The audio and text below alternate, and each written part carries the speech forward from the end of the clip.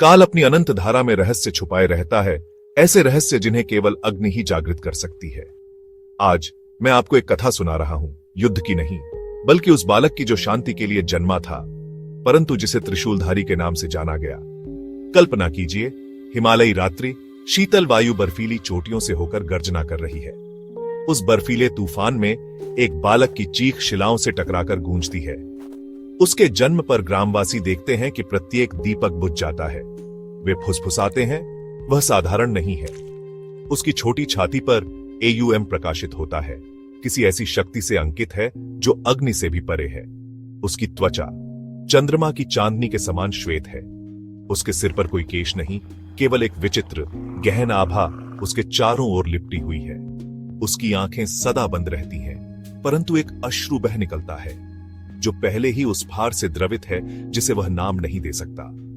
उसकी माता का देहांत हो जाता है, उसका पिता उसे त्याग देता है, किंतु भाग्य या संभवतः कोई दिव्य शक्ति एक विचरण करते ऋषि रुद्राग्नि को भेजती है।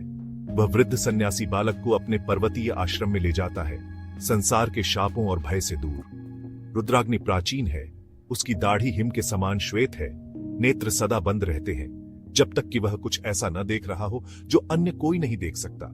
उसकी वाणी गर्जना के समान गूंजती है जब वह कहता है, यह कोई बालक नहीं, अपितु एक सजीव युद्ध है। उसका पालन तपस्या से होगा, क्रीड़ा से नहीं। इस प्रकार वर्ष शांति से व्यतीत होते हैं, 12 दीर्घ वर्ष। वह बालक त्रिशूलधारी एक शब्द भी नहीं बोलता। वह हिमनदी में बैठता है, श्वास रोके हुए। वह पवित्र अग्नि में अपने हस्तों को तपाता है। वह तीक्ष्ण शूलों पर ध्यान करता है, प्रतिदिन अपनी सीमाओं की परीक्षा लेता है। तूफानों, भूख और वेदना के बावजूद वह केवल एक ही वस्तु चाहता है, समझ। फिर रक्त चंद्र की रात्रि आती है, संसार रक्तिम छाया में डूबी हुई है। त्रिशूलधारी प्रचंड तूफान के मध्य ध्यानस्थ है। सहसा उसकी छाती पर AUM श्वेत नीली आभा से चमक उठता है, गुफा को प्रकाशित कर देता है। वह उठता है, आकाश में तैरता है, शक्ति उसकी प्रत्येक शिरा में प्रवाहित होती है। रुद्राग्नि उद्घोष करता है, आज से काल भी तुम्हारी परीक्षा नहीं ले सकता। तुम्हारा वास्तविक शत्रु स्वयं भाग्य है। अब तुम हो त्रिशूलधारी। अब एक किशोर, वह बालक रूपांतरित हो चुका है। उसका शरीर कठोर, उसकी भुजाएं शक्तिशाली, उसकी शिराएं त्वचा के नीचे नीली अग्नि के समान दीप्तिमान है। नेत्र अब भी बंद है, परंतु जब वह उन्हें खोलता है, यदि कभी खोलता है, तो उन पलकों के पीछे एक प्रचंड तूफान है। एक दिन गुरु रुद्राग्नि केवल एक वाक्य कहते हैं, अंतर्मन में देखो, बाहर नहीं। तब त्रिशूलधारी अपनी आंखें बंद करता है और अपने मन में गहराई तक उतर जाता है।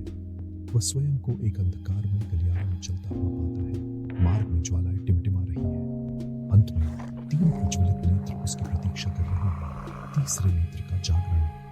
यह केवल एक नेत्र नहीं है, यह एक अग्नि है, एक स्वप्रज्वलित प्रकाश, एक ऐसी शक्ति जो माया और भय का नाश करती है। वह श्वास लेता है और जैसे ही उसका तीसरा नेत्र खुलता है, एक मौन विस्फोट पर्वत को कंपा देता है। शिलाएं प्रकाशित होती हैं, पृथ्वी कांपती है और संसार परिवर्तित हो जाता है। इसके पश्चात उसका गुरु उसे सावधान करता है, संसार अब तुम्हें कभी स्वीकार नहीं करेगा। तुम्हारी यात्रा अधोलोक पाताल लोक की ओर जाती है, वहीं से तुम्हारी वास्तविक नियति आरंभ होती है। एकाकी त्रिशूलधारी बर्फीले तूफान में प्रवेश करता है। उसकी छाया उसके पीछे लंबी होती है, त्रिशूल के समान 3 भागों में विभाजित। यह तो केवल आरंभ है। अगले अध्याय के लिए सदस्यता लें, जहां पाताल के द्वार खुलते हैं।